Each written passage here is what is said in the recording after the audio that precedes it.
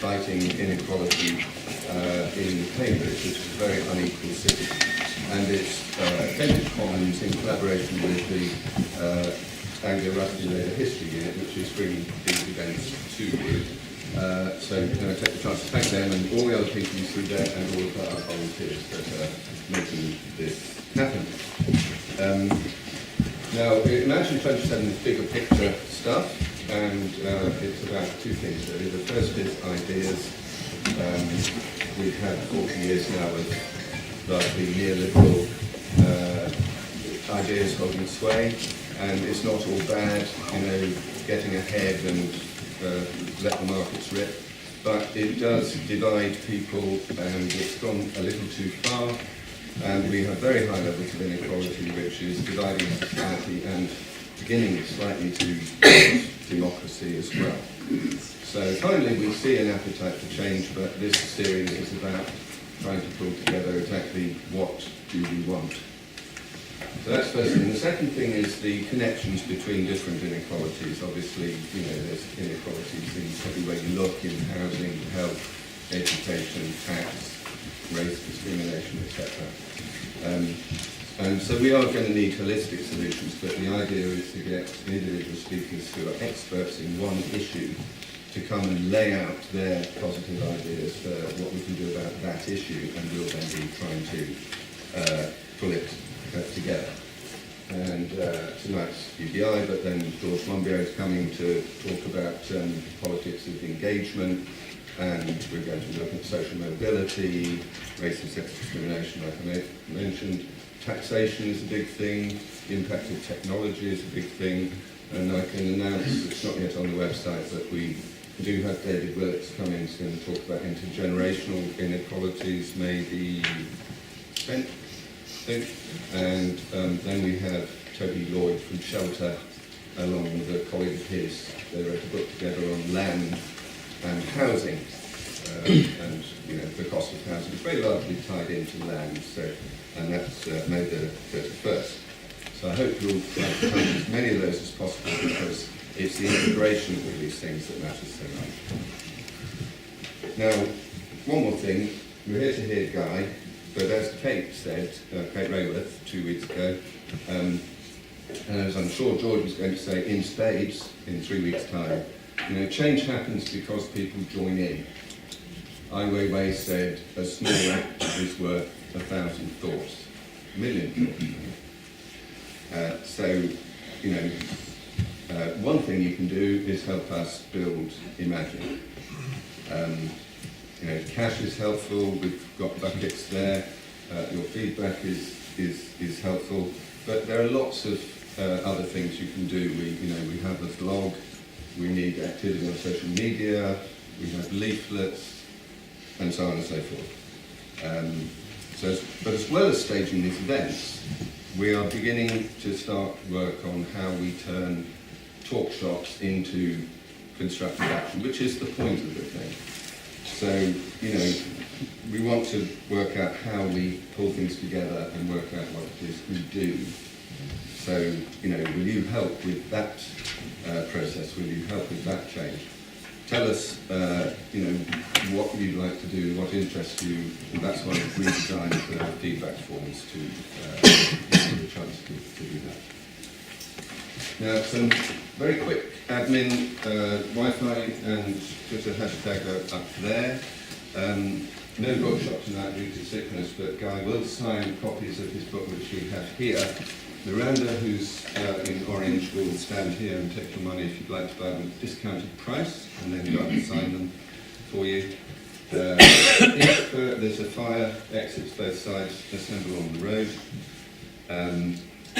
If you're sitting at the end and it's not too hard, please consider moving a step or two, because we still will expect one or two people to come in late. And finally, we are recording, so if that's a problem, let us know. And there you go. Finally, there's only one working mic, so that mic will play on this side, away from where the camera is. But it's over here and a long way to count all these mics. Thank you very much. So the last thing I'll do is introduce David Howard. 17 years in local government, then an MP and now Professor of Law and Public Policy at Cambridge. Then we'll introduce Guy and chair the discussion afterwards. Thank you very much.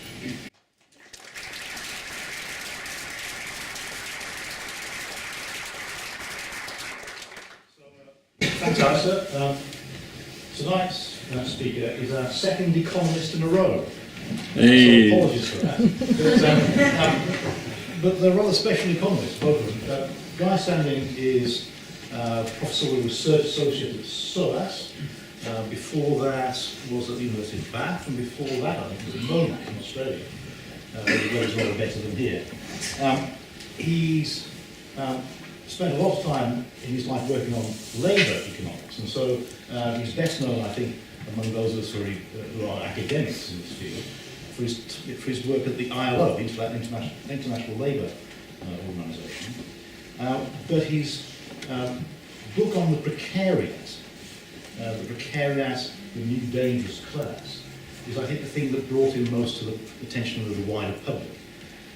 This is a book that's now been translated into 20 languages, causes Guy to burn up the carbon by going around the world to give talks on it almost everywhere. Very important book about the growth of a population, a vast population of people whose lives are uncertain, unclear, their jobs are temporary, their situation can change at any moment for the worse. But what Guy's been working on since that book is a possible answer to the problem of precariat, and that is the basic income. And so his latest book is called Basic Income and How We Can Make It Happen. And he's not just written the book, he's also one of the founders and co-presidents of an international network of people who are literally trying to make that happen. And so, in welcoming Guy here tonight, I hope that you will join in not just in listening to him, but also in his task of making this happen. Guy.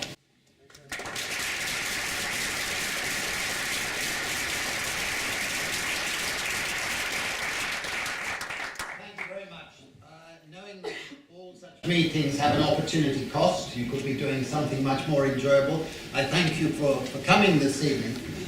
And I'd like to recall what it was like in this country in 2019. Because some of you are probably too young to remember what it was like in 2019. Those of you who are a little bit older will remember that the country was in a mess. We just had a government that imploded with its own incompetence and chaotic character. That imploded and they left the country sullen, bemused, and wanting something transformative. And the new government that came in, and David and I were discussing what happened back then, was a sort of new coalition of progressive forces that hadn't been anticipated beforehand. They thought they were stuck, but suddenly something came together in the water and they formed this new progressive government. And of course, because the old people, the establishments, were in such a chaotic mess, they were literally stabbing each other in the back all the time, so they didn't have the energy to oppose what was about to happen. And it was a transformative moment. And it recalled the famous stanza from Julius Caesar, Shakespeare. There is a tide in the affairs of men which, taken at the flood, leads on to fortune. Omitted, all the voyages of their life is bound in shallows and in miseries. On such a full sea are we now afloat, and we must take the current when it serves, or lose our ventures. Now, for some particular reason that I'll leave it to you to work out, the new Chancellor had this put up on his desk, beautifully emboldened in gold, and he wanted everybody to read it if they came into his office. Now, those of you as old enough to remember will remember that in 2018, 2019, the country was full of gossip and talk about something called Brexit. I think I pronounced it right.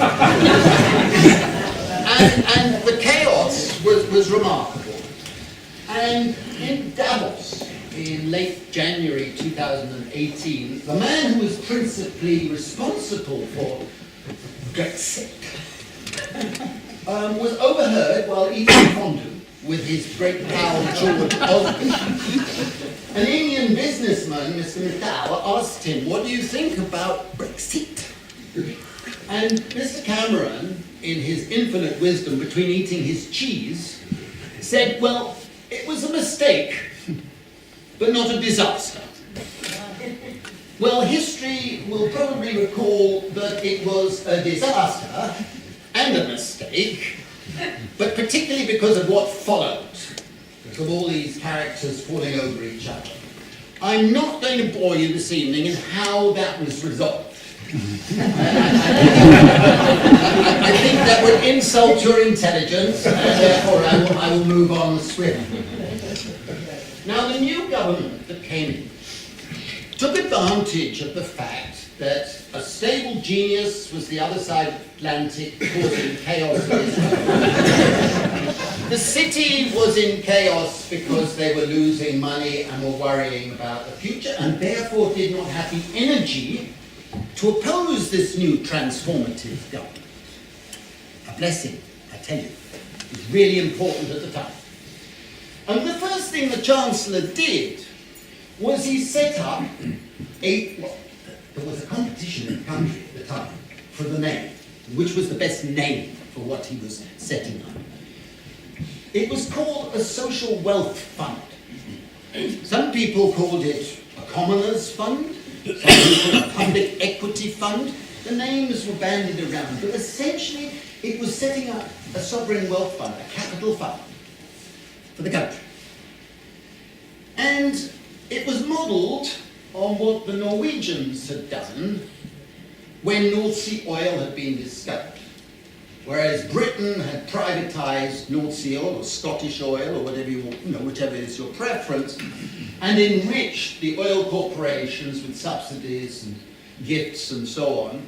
And ironically, it ended up by having Chinese state capital dominating our oil industry. The Norwegians had had the wisdom to set up a national capital fund, which gradually built up so that by 2018, technically every Norwegian was a millionaire. And that's why a lot of young women looked for Norwegians as husbands, and a lot of young men looked for Norwegian women as wives. It was one of the things that was noted at the time. But the Norwegian fund had a lot of good principles embedded in it, because it followed what was called in economics the Hartwick rule. The Hartwick rule says that you can only pay out from the fund enough that the future generations benefit as well as the current generations. Very useful rule.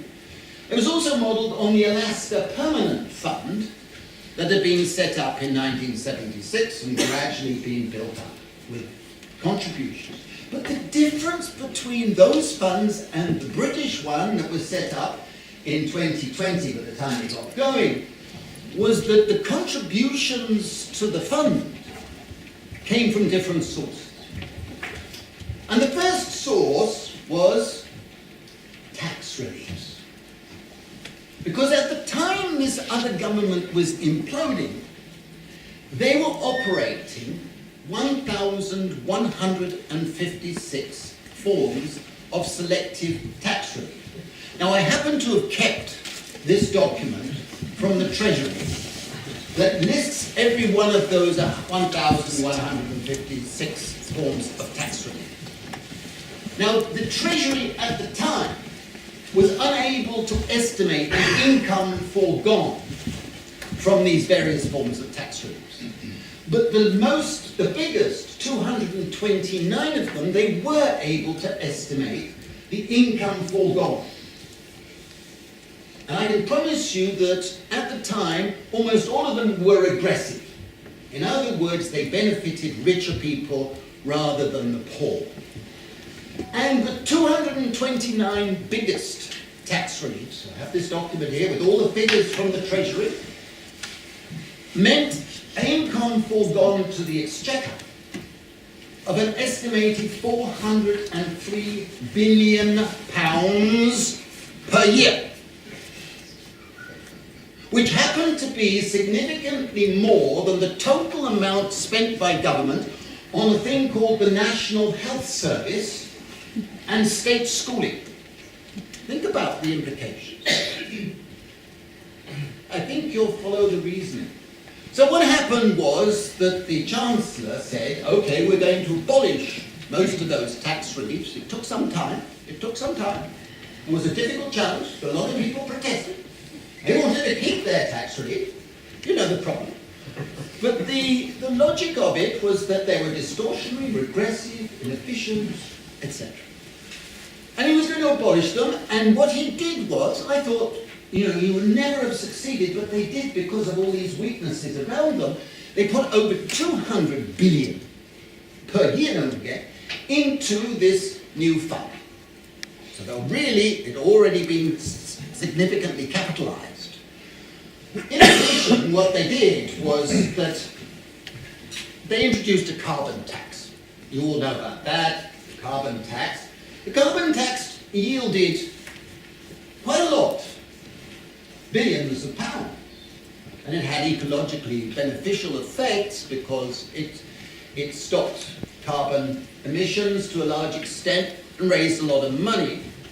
But of course, a carbon tax by itself is regressive because the poor end up paying more than the wealthy, but it's the wealthy that do most of the polluting. So you have to rectify that defect of it. They also introduced a financial transaction tax, and they introduced a levy on all forms of rental income. And that was very, very important because it included not only rental accommodation and rental offices, but also intellectual property rights income. I'll come back to that. So they put all of this money into the fund, building it up, and we're going to invest it in ecologically sustainable investments. And they also introduced a land value tax. Because this country, as you probably remember, was the most concentrated in terms of land ownership of any country in the OECD. We had people like the Duke of Buccleuch, who has 277,000 acres in 2018, and Duke of Westminster, who had 540,000 acres. I don't know how many of you have that many acres, and other dukes. But the irony of the time is that all of those dukes received per year more than £1 million in subsidies from the government. I don't know why I was not a duke. I missed out somewhere.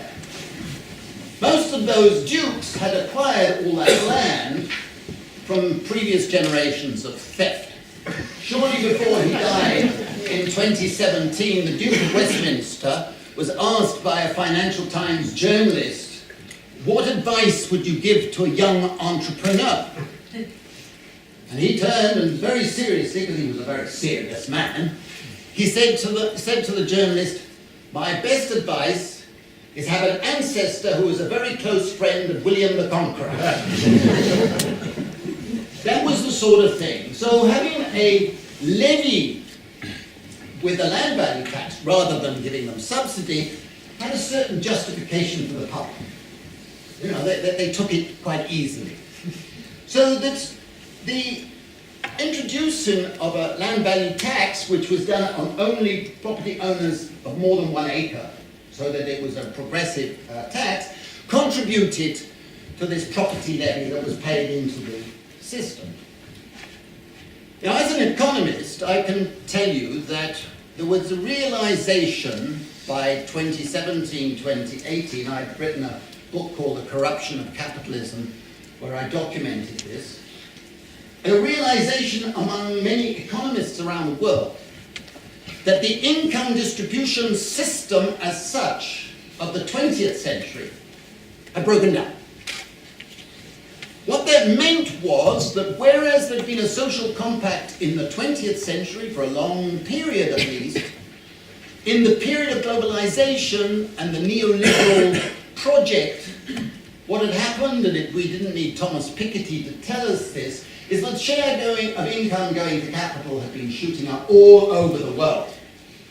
All over the world, and the share going to labour had been dwindling all over the world. But the real story was that more of the capital income was going to the rentiers, the people who possessed property, financial, physical, or intellectual. And this had enormously exploded after the passage of an acronym that most people didn't know about called TRIPS in 1995. TRIPS globalized the intellectual property regime so that all over the world, patents, industrial designs, copyright led to more and more income going to a tiny number of plutocrats and plutocratic corporations. By 2017, more than 3 million patents were being filed with WIPO, World Intellectual Property Organization, every year, and the stock of patents was giving an estimated value of between 20 and 25% of total global income. So increasingly, the income was going to people who had properties rather than going to people who were producing any goods and services that people needed. And therefore, there was a very good argument for saying that the income distribution system is not going to come back. Wages in Britain had been stagnant for 30 years. Remember that, 30 years. And in that period, we had seen basic economics rules breaking down. When I was a student, I don't know how many economists are here, but when I was a student doing my doctorate here in Cambridge, great place, fantastic place, my favourite, we had certain basic rules in economics. When productivity went up, wages went up. Not anymore. In the period of globalization, in country after country, the jaws of the snake opened, so that when productivity went up, wages didn't. Huge breakdown of an old law. It used to be the case when profits went up, wages went up. Not anymore. Broken down. It used to be the case when employment went up, wages went up. Not anymore. So the basic rules of economics had broken down. And it was in that context that more and more people were open to building a new economic system. Meanwhile, the precariat had been growing. The precariat had been suffering falling real wages for many years. A period when wages for those in the precariat had become more volatile, more uncertain, where those in the precariat were losing non-wage benefits, so their real incomes and living standards were declining more than appeared just from the wage statistics, when they were losing rights-based state benefits, and they were losing community benefits that are actually valuable for everybody. In that period, with the growing robots, we're talking about robots, now we're used to robots, but back in 2018, robots was on the lips of everybody. How they're going to make everybody idle and displace everybody. I don't believe it, it's not happened, but they were worsening income inequality and causing more people to enter the precariat. So the precariat was growing. I'll come back to that if I have a few moments.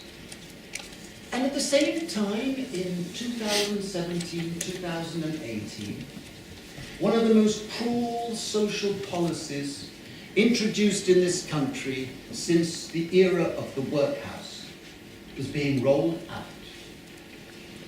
This proved to be, if you like, the spark that lit the fire of profit. That policy, you probably remember, those of you who are old enough, was called universal credit. I don't know why they gave it this name, but it sounded good. You know, universal, that must be good. Credit, that must be good.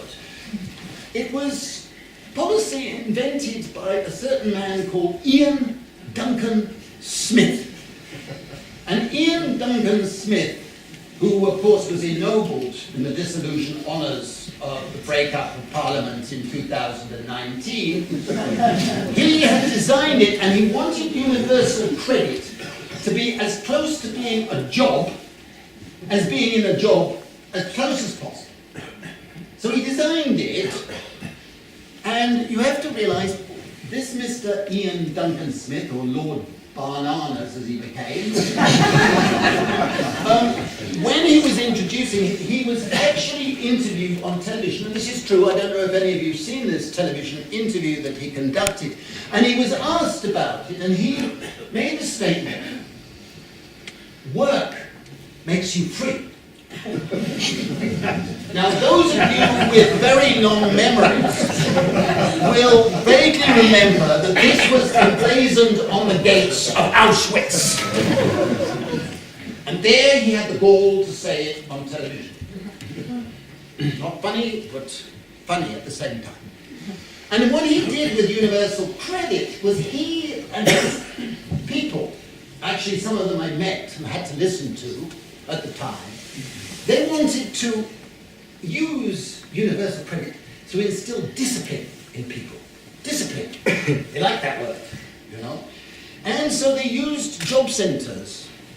And people had to go along to these job centres at regular intervals and had to be on time, otherwise they faced what they called sanctions. And the sanctions meant taking away their benefits, putting black marks on their CVs, and other things. The trouble was, for some of those claimants, some of whom were writing to me at the time, is they were closing the job centres while they were requiring people to go along to the job centres at certain times, and therefore a lot of people had to travel huge numbers of miles, paying for themselves, to go for these interviews, and they were 5 minutes late. Now, as they were rolling out universal credit, they said, we are teaching people, and I have documents to show that they did say this, financial discipline. Financial discipline. And to help people manage their own finances, they introduced a 6-week waiting period before they got entitlement to this universal credit, which is an integration of 6 benefits at the time. Well, if you were on the breadline, and you had your rent to pay, and you had debts, and you hadn't got any income coming in, 6 weeks is a long time. And as they were rolling out this universal credit, some Conservative MPs objected. So the Chancellor introduced a reform. He made it 5 weeks instead, which seemed to suggest to me that it was an admission that the financial discipline training was not working. Something like that. But of course, as they rolled it out in the course of 2018, there was observed in place after place where it was introduced, homelessness went up, mental breakdowns went up, suicides went up. I have some data showing what happened in 2017, but it happened throughout 2018. And as that happened during the course of 2018, a lot of people became very angry. This is wrong. This was, as I say, a sign of the heartlessness that was at the dominant part of the moralistic utilitarian politics that had taken place as a result of social policy in the preceding 30 years.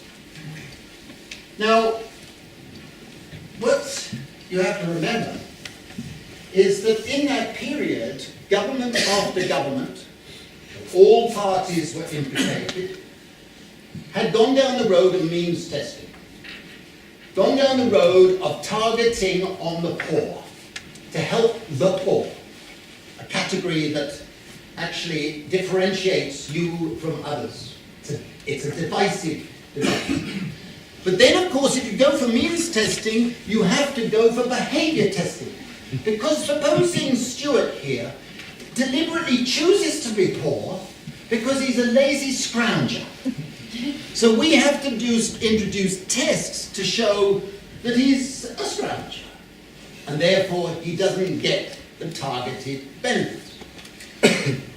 In my youth, my idle youth, I wrote an article in 1986 predicting that once you go down the road for means testing, you will inevitably reach workfare.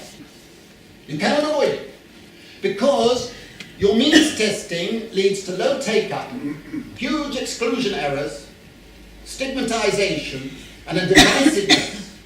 Them are different from us. It goes all over the world, and it leads to workfare.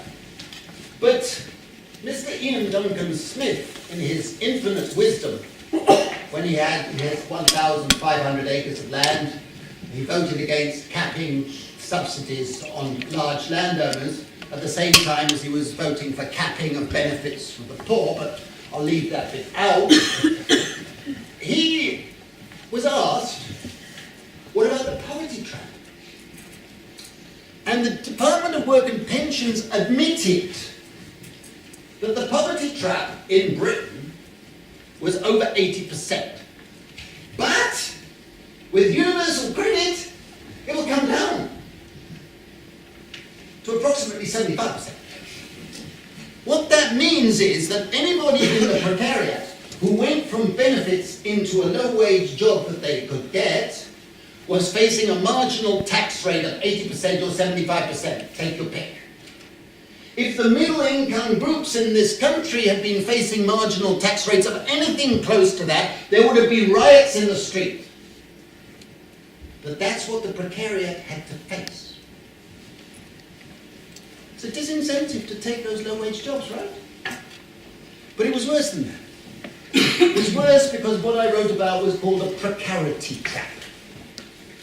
If you're somebody and you eventually get your benefits after 6 weeks or whatever number of weeks it might be, and many were waiting 3 months, and then along come one of the remaining job centre bureaucrats, probably just out of school, and tells you what to do, and tells you you've got to take a job in Ely, low-wage job, casual, no benefits, you would be an idiot to take it. If any of my students said that was rational to take it, I would say you better take another subject. Because imagine, you faced a period with no income, you've got some benefits, you're told to take a low-wage job, you'll lose it after 6 weeks, you're back when the queue trying to obtain access to benefits again. So in fact, you'd be waiting another 6 weeks or 8 weeks or 10 weeks or whatever. At that point, having to prove the slippers under the bed are not a lover, but my own, even though they're 4 sizes smaller. So the surveillance issues and the poverty trap and the precarity trap have created a horrendous set of cruelties. It was not surprising that there were a lot of mental breakdowns. Now, the universal credit represented the end game of all of that strategy. It represented the absurdity, the ultimate cruelty, and therefore delegitimized the whole social policy strategy of the preceding 30 years. There was one final bit in the puzzle. Over that period, successive governments had introduced tax credits. You may remember tax credits. They were widespread. And they'd been built up between the late 90s to 2018, so that over £30 billion each year was spent on tax credit, and approximately 4 million people in the country were dependent on tax credits of some sort to give them an adequate income. All right? Now, in that period, remarkably, there had been no official evaluation of whether they were having the effects claimed. None. Remarkable. If you think about it, nearly 20 years, 30 million a year, you know, at 600 billion, and you haven't done an evaluation? Come on. Now, if you imagine it was actually close, I don't know how many historians are here, very, very close to the Spiegelman system that was introduced at the end of the 18th century in a Berkshire village and spread around the country. A tax credit system tops up wages. What it means is that it actually encourages employers to pay their wages. Because you're going to get to top up to a tax credit so you don't have to bargain for a decent wage. I'll get it in tax credits. But it also means that employers are paying less than they needed to, and therefore discouraged productivity improvements, discouraged technological change that would have increased productivity, and Britain was suffering from low productivity. So tax credits, and informal research showed that a large part of the tax credits were going to employers. They were going to employers. So their policy was exposed as distortionary. Stuart is going to be called a scrounger for another reason. And fortunately, the wisdom came out in 2021. It was abolished, and that money was put into this fund. And that leads me back to the precariat. As David mentioned, I wrote this book in 2011, and on page 1 of that book, I predicted that unless the insecurities and aspirations of the precariat were addressed as a matter of urgency, we would see the emergence of a political monster. Those were the words I used. You will not be surprised that in November 2016, I started receiving a huge number of emails from around the world saying, your monster has arrived. And the interesting thing about the book that is still with me is I predicted that there would be a lurch to a politics of inferno. With apologies to Dante, I had used that term for a chapter. And I said there would be increasing numbers of days of rage. Shortly after the book came out, you will recall the Tottenham riots took place, and a number of people linked in foreign newspapers the book with the Tottenham riots. It had absolutely nothing to do with it, absolutely nothing. But it was the beginning of an important phase in the transformation.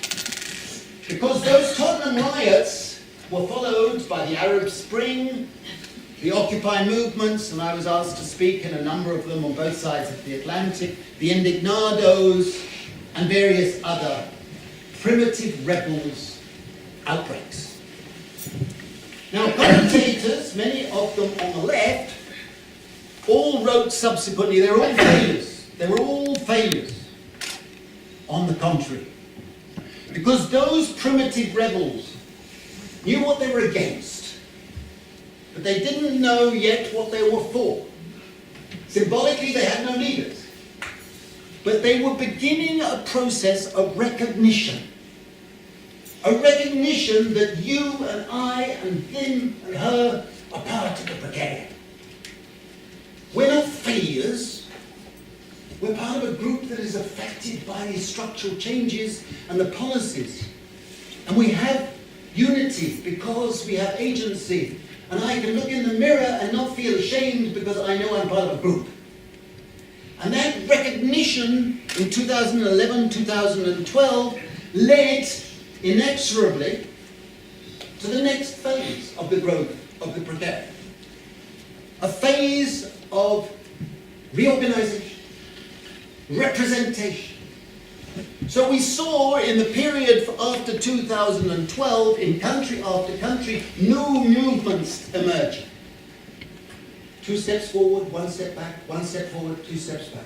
but it was a turmoil of progressive energy which was rejecting the old-style politics of the 20th century.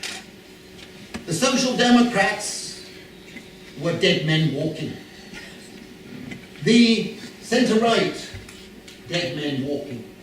There was a sense of energy emerging, looking for a new politics of paradise.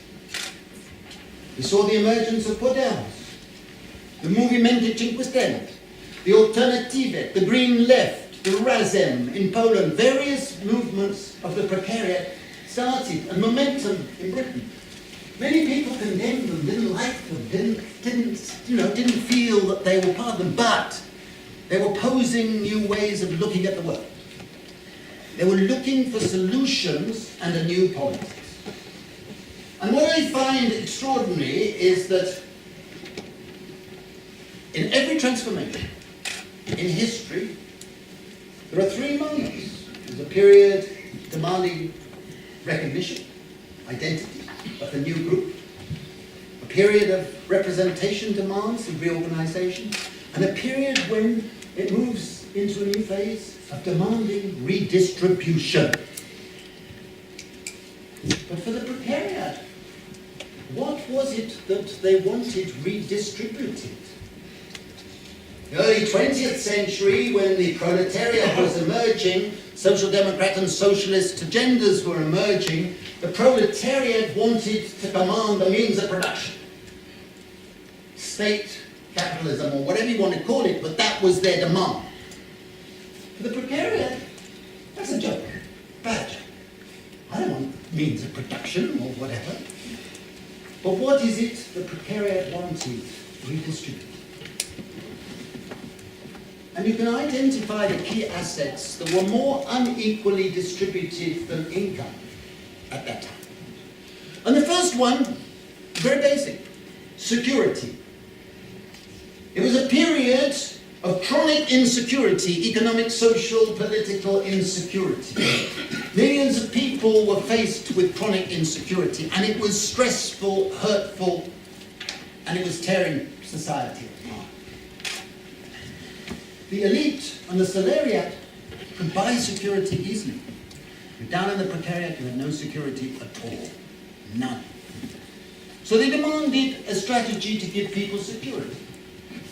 The second key asset was quality time. If you think about it, time is an asset. If you're in the elite of the salariat or you've got a nice pension, you have quality time. If you're down in the precariat, you have no control of your time whatsoever. You have to do what people tell you to do, and you have to wait around, you have to fill in queues, you have to do all sorts of things, apply for thousands of jobs, do all sorts of work for labour, work for the state. It leads to the precariatized mind. You don't know what's the best thing to be doing at any particular time. So they needed a new politics of time. And the leader of the opposition in the middle of 2018 gave what turned out to be a very watershed speech. He'd been worked on by a crazy, wild-eyed economist whose name I forget. And he gave a speech where he said we need a new politics of time. A politics which says we must focus on all forms of work that people do, not just labour. All activities that people have to do for which they're not remunerated, recognised, protected. We have to realise that the stresses of being in the precariat mean you aren't able to have proper leisure. In the ancient Greek sense of being able to participate in the life of the polis, in the agora, the commons.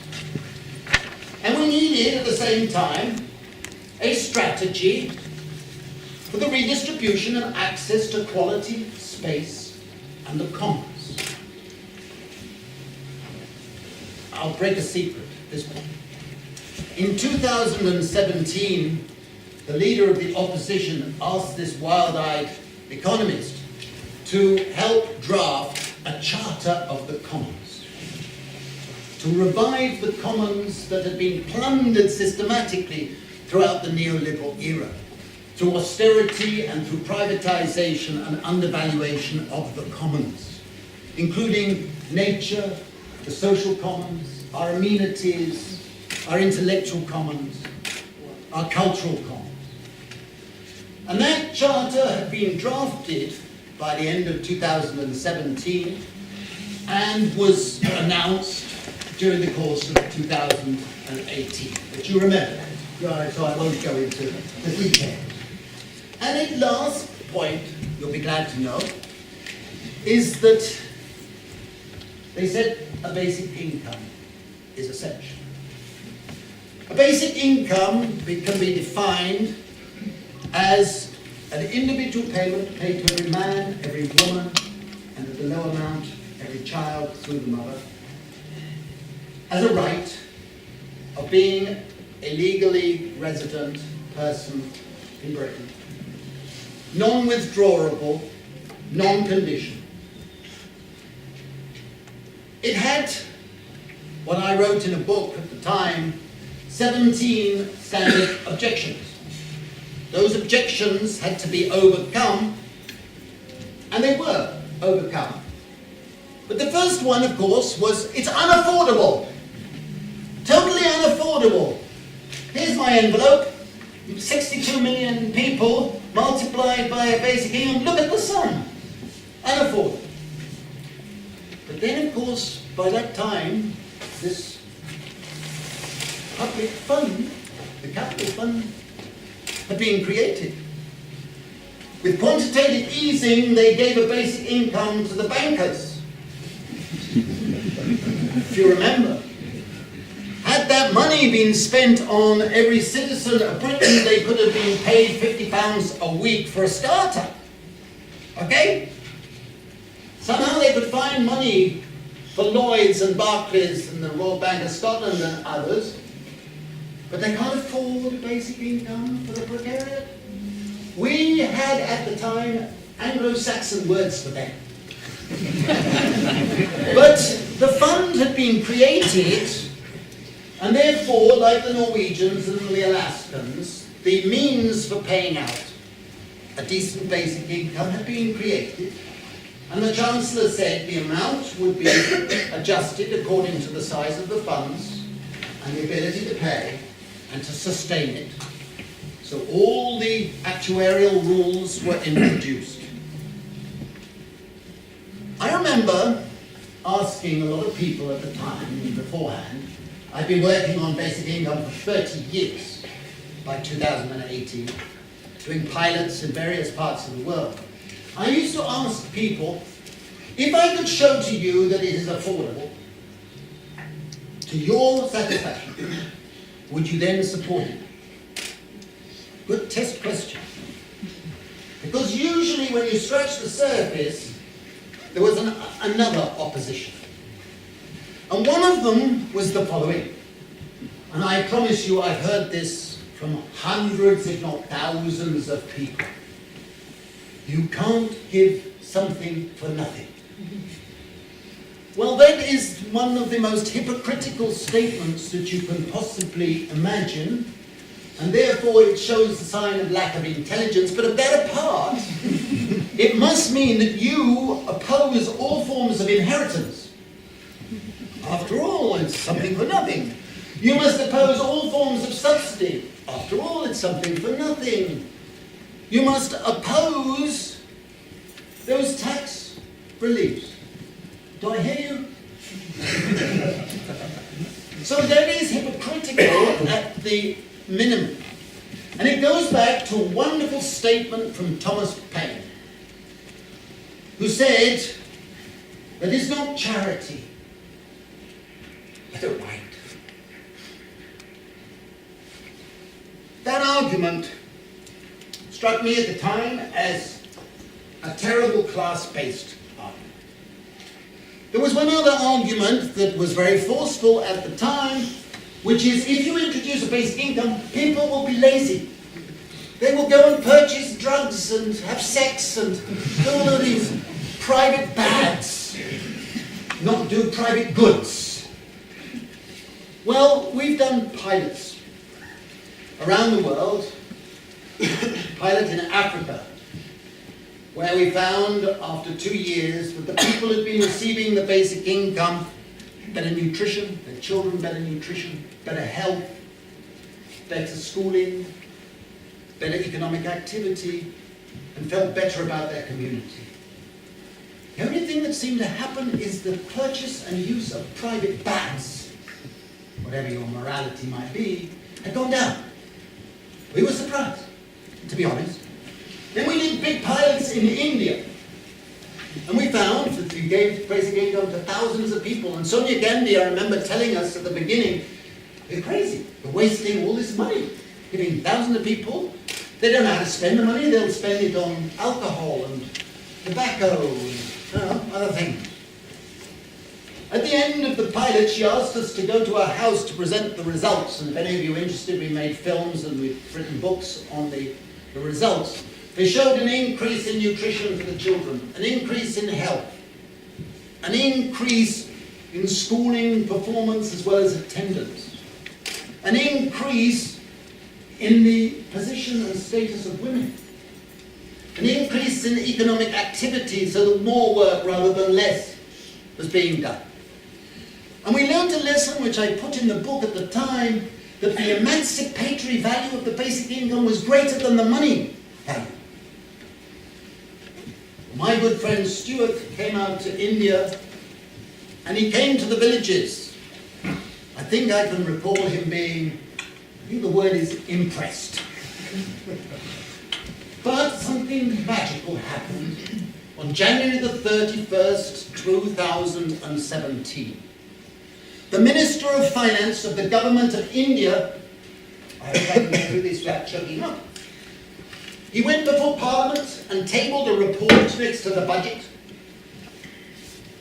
recording the results of our pilots and saying a basic income in India is affordable. The only obstacle is political. We've been doing pilots in 2017, 2018 in Finland, in Ontario, in Oakland, California. Plans were afoot to do it in Scotland, in Catalonia. Those pilots helped in the legitimation because they dealt with the low-hanging fruit objections. The ones that said you will become lazy. But there's a whole chapter in my book giving the evidence that actually a basic income increases work, not diminishes it. It overcomes that poverty trap and the precariat trap. And in addition, it encourages people to do forms of work that are not labor. Work that is reproducing our community, reproducing ourselves, developing ourselves, and not depleting the planet of resources. So with the basic income, when it was introduced in 2021, what we saw was a huge increase in care for our relatives, for the elderly, whose numbers were multiplying as we remember, for our children, for our community, and ecological work. People were indulging more in doing voluntary work to rescue the commons, looking after our heritage. All of that ecological work, because it is ecological, changed the very nature of growth. It delegitimized old-style economic growth, which is using up resources, causing more pollution, causing more global warming, etc. And it led to a very difficult debate in the early 2020s about degrowth, which Greens were proposing, and other forms of growth. I remember thinking ecological growth is good enough for me. But it was a different form of growth, and we overcame those objections. Just looking to see what I've forgotten to say that happened in the 2020s, leading up to tonight. And I'll end on this. That the basic income was not a panacea, it had to be part of a package. It was used to help stimulate deliberative democracy, a sense in which we had to consider the political options, going back to the ancient Greek model of encouraging people to participate in debates rather than listening to sound bites, spending more time as citizens in the polis. And it strengthens Republican freedom in another sense. Republican freedom means you can go forth, as Alex de Tocqueville put it, go forth in society as an equal, not fearing that you are going to be dominated by some figure of unaccountable domination. It's not good enough that your husband is generous enough to let you do X or Y. You have to be in a position to say, I am going to do X and Y. Think. That's Republican freedom. And I remember a story, I'll end on, in one Indian village where we provided the basic income. When we first started, we went to this village and all the young women were wearing veils. We had to have them pictures for the cards that we were using to pay the basic income. So we had to arrange, they all went into a hut and had the pictures taken in a hut. And we did. About 9 or 10 months later, I went back to that particular village with an Indian colleague, and I said to him, have you noticed a change here? You know, huh? Have you noticed a change? None of the young women are wearing veils. Why? He said, yeah, that's interesting. So we called some women across. They were a bit shy, as you would expect with a foreigner, and we asked them. They didn't really want to answer, and then one woman plucked up courage and said, before, we had to do what the elders told us to do. Now we have our basic income, we can decide for ourselves. Thank you very much.